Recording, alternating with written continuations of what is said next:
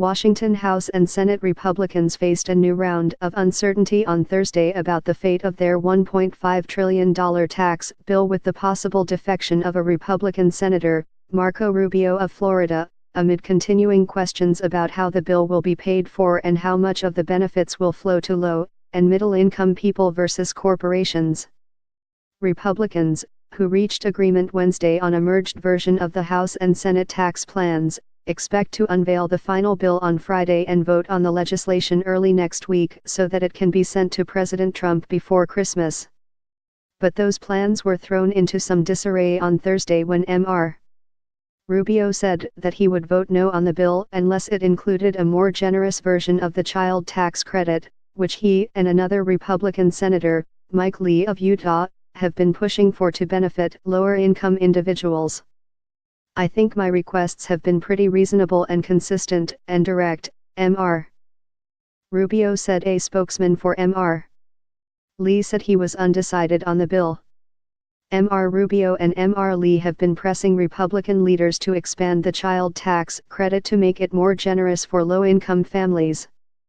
That change would further drive up the cost of the tax bill, which can add no more than $1.5 trillion to federal deficits over a decade if the bill is to pass without Democrat support.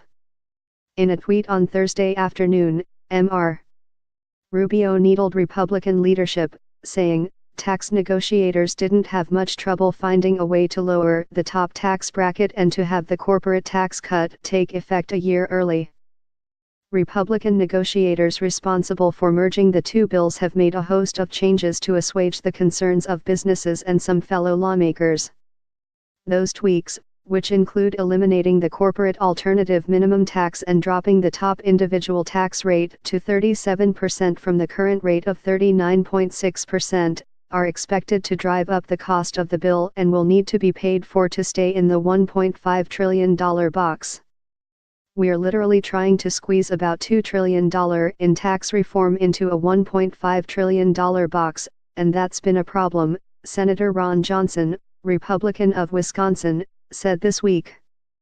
Mr. Johnson held out on supporting the initial version of the Senate tax bill until it gave more generous tax breaks to so-called pass-through businesses, whose owners pay taxes on profits through the individual code.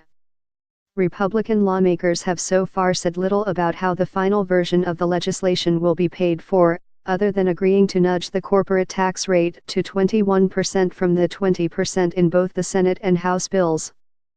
The present tax rate is 35%.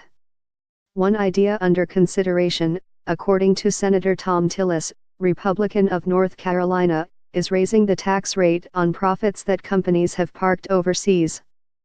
But on Thursday, Republicans were running out of time to make changes and showed little patience for acceding to new demands. Representative Kevin Brady, Republican of Texas and the chairman of the Ways and Means Committee, cast doubt on further altering the child tax credit. "We're at 11:59 on the clock and really the pens ought to be down," he said on CNN.